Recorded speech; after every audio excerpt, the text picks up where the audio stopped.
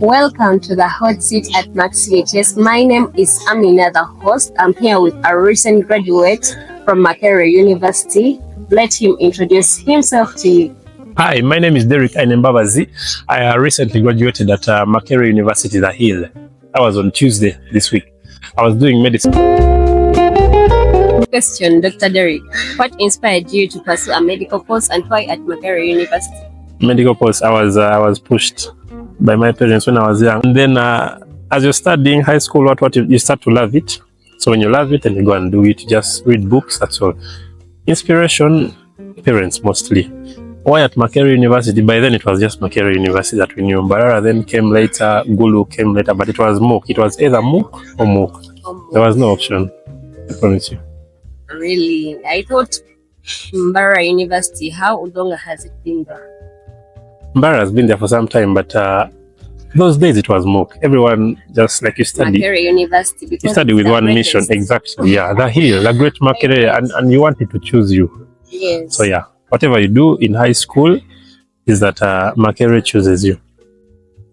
So how was medicine at MOOC?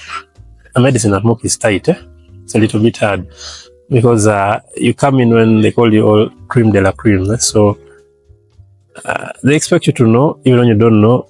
The teaching is there, but it's you push yourself a lot. So it's a little bit tight. But when you get used to the system and how things work, make friends here and there, it becomes easier with time. But those very first few years, a little bit difficult. That is the honest truth. Yeah. Right. So can you share the most challenging moment? Most challenging moments. Most challenging moments in medical school are those first 2 years. Anatomy, then pharmacology, then pathology. Those first 2 years, actually, if you pass year 2 without any problems, if you pass those first 2 years without any problem, you're on your way to becoming a doctor, because after that things become a little bit smoother, or you've known the system and it's a little bit obvious. Yeah, but those very first 2 years, and it's even harder when you're coming from a school and you're the only student there. Yeah. Now most guys come from like Namugongo, they're like 10, so they just unite like this man. I was like the only guy from my school. So it's a totally different environment, totally different people, very different expectations of you. So yeah, those first 2 years. So how did you overcome that challenge? See, you have to look for, there's this thing we always looked for in our year 3, composure. You have to be a composed man, first of all. But away from composure, you just have to lock in. You have to lock in. You realize you cannot read all those books alone. You know, when you come from high school, we're bookworms. Most people are bookworms, putting your feet in cold water, blah, blah, blah, those things. But then when you reach medical school, you realize you can't read anatomy, physiology, biochemistry, what, all at once. Yeah. So the first thing I think is you first make friends around ruckus boys that will help you through, and that's how you overcome those things of pharmacology, anatomy, what. Just make friends and then you move with the flow. And move on. Yeah. So is there any moment or any time where you doubted your path? Yeah, I told you, year 2. Year 2, you doubt yourself every day that passes. Every day. Year 2, those days, it used to have, there was a semester that had six course units. There were 2 very heavy pharmacologies, 2 very heavy pathologies, and there was, I think, immunology, something else. Those course units were so heavy. Yeah? Like you just read today, tomorrow you're forgotten. You read today, tomorrow you're forgotten. And by the time that semester ends, if it ends well, Jesus Christ, and you haven't doubted yourself, then you're a very different person. I'll be honest with you. If it ends and you don't have any doubts within you, like why did I choose these things? Yeah. That was the only time I think I doubted myself. In year 2 mostly. Year 1 not so much, but then when it comes to year 2, things become tighter. So, but when you live year 2 like this, things get smooth. Not smooth, but you manage. You manage. Your composure also develops, and then you manage things slowly. So when you see a year 2 student around, you hug them if you can. Give them money, I don't know, just because they are going through challenges that they can't even explain to you. I get something like that. Just. So were you in a relationship during your time? From year 1 to year 5? It's complicated, but once in a while, you can't fail to find someone who loves you. But like in year 1, year 2, no time. Just business, serious business. Year 1, year 2, then year 3, still serious business because you're just doing clinicals, so you don't have time. Then I think the ideal year to get in a relationship is in year 4. That's when you have a lot of time. Yeah, that's when I tried those things, and yeah. But these years before, not really. So how did you balance love and books? Because being in year 4, how did you do it? Year 4, there are not so many books. Okay, there are books in the semester that has like over 6 course units, but it's also, I think it's in the first 5 weeks. Then it's year 4 is so chill. It's actually so chill. Like year 4's, I don't want to say they're doing nothing, but that's the time you're resting. So it's you don't even need to balance anything. You'll be in a relationship, you'll be reading your books, and everything will be smooth. Then when you get back to year 5 is like a repetition of year 3. You're doing the same course units, same everything, but you just have to read further and deeper, so it is easier that way. Now you can't be in a relationship when you're doing pharmacology. It's a little bit tight. I think it's hard. So I was single all that time. I was single, but I was young and broke. Young and broke. Very poor, yeah. Very broke. My God. So what advice do you give to those people that are dating during the first two years? Guys have ways they do their thing. I don't understand. Me, I failed. And in year 1, I think I was commuting, so like it was a little bit difficult. Yeah, you can't be there. Because girls, you like a lot of time. Yeah, it takes me all the time. Like, I don't have it. I have to read anatomy, man. That's but yeah, the guys who balance, I don't know how they do it. We see a few. Of course, there are like a few cases. The graph is like this. There are guys on extreme this side. Yeah, we don't know how they do it, but they do it. Happy for them, not me. Happy for them. All right. So, how did you prepare for the high-stake examinations, the vivas, the summatives? In year one, we used to read a lot. I told you, when you just joined, you want to read the whole of Gaiton alone. You have to excel. And when you read a lot, you realize you don't pass a lot. So the guys who pass a lot are the guys who discuss a lot. I discovered those things like in year 3 there. Yeah. So like previously, I was reading too much these things, but you never finish anything. And then in year 3, when we woke up a little bit, it was too much discussion actually. To a point that in year 5, I don't think I read that much. It was just discussions, honestly. You go onward, see a case, come back and discuss it. That's all. Vivas, long case exam, what, discussions. So friendships are key. Yeah. So what techniques do you say that worked most for you apart from discussions, and which ones did you try and didn't? Let me see. Apart from discussions, was there anything? Yeah, YouTube videos. There's that guy, I've forgotten his name, Ninja Nerd. I think every medical student has watched Ninja Nerd videos. Yeah, Ninja Nerd, there's over Alman, something. There are very many YouTube videos that show those things. Yeah, then discussions, of course. Now, reading real data, it works, but like when you're not for so long, those things bore too much.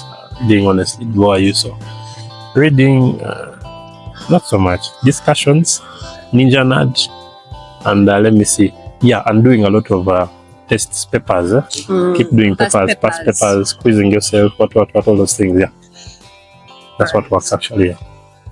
So let me ask: did you use coffee or tea during the long-term study sessions? I take bushera. Yeah, coffee vya bazungu. So you used to use that. By longer term study sessions, you mean like over 4 hours? I'm easily distracted. I can't go more than 2 hours. So you used to study below 2 hours? 2 hours a day is okay. If you discuss a lot, you just need like 2 hours a day. But if you don't discuss a lot, you need your 6 hours. You guys that put your feet in cold water and then that stuff is not for me, man. I'll be honest with you. But yeah, I think productivity has a limit. Beyond 6 hours a day, you cannot take in anything more. Like if you're reading basic things. Yeah, so that's why you do like 2-hour sessions, take a break, do something, then you come back, do 2-hour sessions. Yeah, but like that. I can't go all through. I've seen YouTube videos of guys reading for like 6 hours. Have you seen this over? I can't do that, yeah.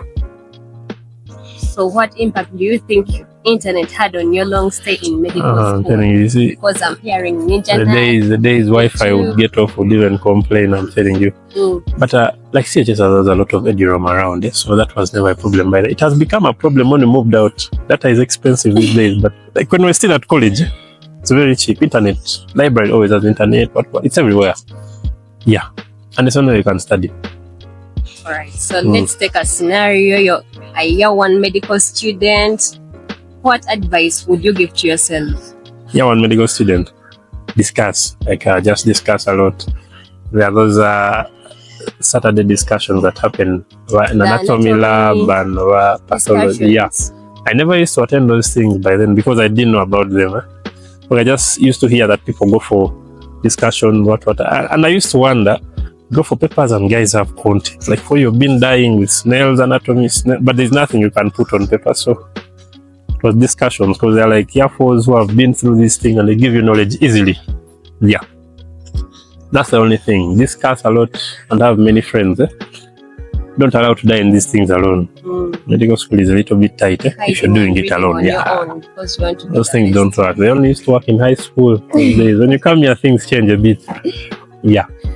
So what do you think is the positive and negative impact of doing medicine? Negative impact, it has a toll on your mental health and everything because the course is demanding. Yeah, and it's 5 years. That's a very long time to be in school. Most of the guys you finish with study for like 3 years and then they go and do other things. Positively, I can't say anything yet because I've just finished, man. There's nothing. I still have internship to come, so I don't know what to expect. But also, I think it changes how you think and how you see things. Yeah, I think it's very interesting to know what goes on in your own body. Yeah, for me, that is very interesting. That's the only positive thing I've taken so far. I can't say I've made any money yet. Nothing, no jobs, nothing. I'm just fresh graduate. Nothing else to me, just the papers. So yeah, that's all. No, that's it. Is there any person that you look at, maybe a famous doctor or anyone? All those things I had, Those famous doctors read, but guys look up to. Is it Ben Castle, Dr. Ben Castle, not what? Gifted and some very good neurosurgeon in the US. Now me, the guys I look up to are here in Uganda, Bantu Bafe. And mostly the doctors are teachers. Some of them are so good and they make it look so easy. So guys you admire. Like in, I think it was ophthalmology. It was Dr. Sally, I don't know if you know her. She's very good at what she does, and she makes it look so easy.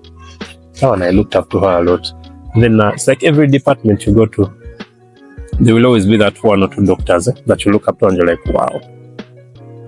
They are really nice. Yeah, Uganda here, they're so good at what they do.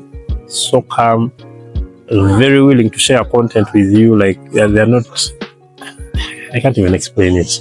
But there are so many in here. Like every department is someone I've looked up to and I'm like, I want to do this actually when I finish. I want to specialize in this. But we shall see after internship. But Dr. Sally stood out. Dr. Sally. Yeah. So did you ever get a retake? Retakes in medical school, yes, I think. Yeah. What year one and year two? Aye. Year one and year two pharmacology. I think pharmacology, I don't remember which one. There was that very big pharmacology systems that had like, I don't know how many. I suffered with that paper a lot. I suffered with it a lot. But that's because I was suffering to read it alone. That one, then I think anatomy, limbs. There was those papers, no, not limbs. Trunk anatomy. Jesus Christ. Those two papers were hard actually. No, but systems disturbed me a lot. The point that I reached, I think year 3, and I was like, I'm not going to do this paper now. I had to keep it for year 4 because it was too much. Yeah. Away from that, I think. So how did you feel? Because when people get retakes, they get depressed. They feel like they can't continue with the medical. Composure. You have to maintain composure. When you get retakes in, I think the hardest retakes to get are in like year 5 when you're about to finish. Yeah. Those ones you try to avoid them. Year 3, year 4, year 5. Down this side, I don't know. Like if it has come, it has come. You just have to remember that I didn't read, I didn't do this, so just do it differently. There's nothing you can do about it. If you cry, and the thing will always be there. Like when you go to check for your marks, it'll always show you there's a 46 here, and you're like, okay. So like whether you cry, whether you do what, it will be there. It's a retake. You have to redo it. Exactly. Yeah. And you can't graduate with it on your transcript. Whatever. Yeah. Okay. So, being a medical student that did bachelor's of medicine and bachelor's of surgery, have I said it right? Yeah, that's the one. I know that you have to specialize. Yeah. What are you looking up to? So when I was joining, I wanted to do cardiology. When I did trunk anatomy, I realized I don't like the heart that much. Yeah, trunk anatomy and CVS physiology, plus some little bit of internal medicine. I was like, no, I don't think my passion lies here. And then, so the passion keeps changing as we go toward. We first rotated in OBGY PED. At one point, I wanted to do PED. That was in year 3. Then when I went to do IMED, I had to do IMED because of Professor Kajim. Very good man, very strict but very good. Then surgery, we didn't do so much, so not so much to pick from here. Then I told you when during the year 4, I met Dr. Sally. I was like, I have to do ophthalmology. Things changed. Yeah. Then what else? Let me see. What else have I thought about? I think those three, mainly those. I've thought about ophthalmology a lot, pediatrics a lot. And let me see, OBGY, no, and internal medicine, no? One of those three, I do not know. But most guys say internship will determine what you do in the future. So I'm still waiting. After internship, maybe we shall see what we do. Right. So what's that one new thing that you learned about yourself during the stay in medical school? Yeah, that if you're composed, you can go through anything. It doesn't matter. My guys, composure is key. If you're composed, everything will go on. Everything goes on. So as we are winding up our first episode, what legacy are you planning to leave as a medical worker? As a medical worker, I think maybe touch as many lives and put as many smiles on people's faces as you can. Yeah, that's what I would love to. That's what I would love to do. The money bit is not legacy, it's just for you. Like on hospital, you want to be that doctor that comes and then patients are happy. They're excited to see you. When you leave, they're excited. It feels good. It feels good when you heal someone. It really feels good. So what advice do you give to those people that came into medicine or into medical courses just because they want to gain more money? The money. Most of our teachers keep telling us there is no money, even when you see them with living a very good life. So I think the money is there, but you shouldn't front it first. Yeah, but survival is key. You have to first survive. For you to enjoy the field of medicine, I think you must have a good financial backing behind you. If you want to go far, you should be calm at home, start a family, all those things. But don't front the money thing a lot. Yeah, you end up in scandals, scams, these things that are doing shady stuff for money. Alright, so a piece of advice to those people that are in medical school as we wind up. Medical school, the guys in medical school, just stay composed, read your books, discuss a lot, that's all. Front composure a lot at all times. What I've learned, composure is key in everything in medical school. Thank you for keeping up with the hot seat. My name is Amina Kaje, the host. I've been having Dr. Aine Derrick as he I was about to complain. It's okay.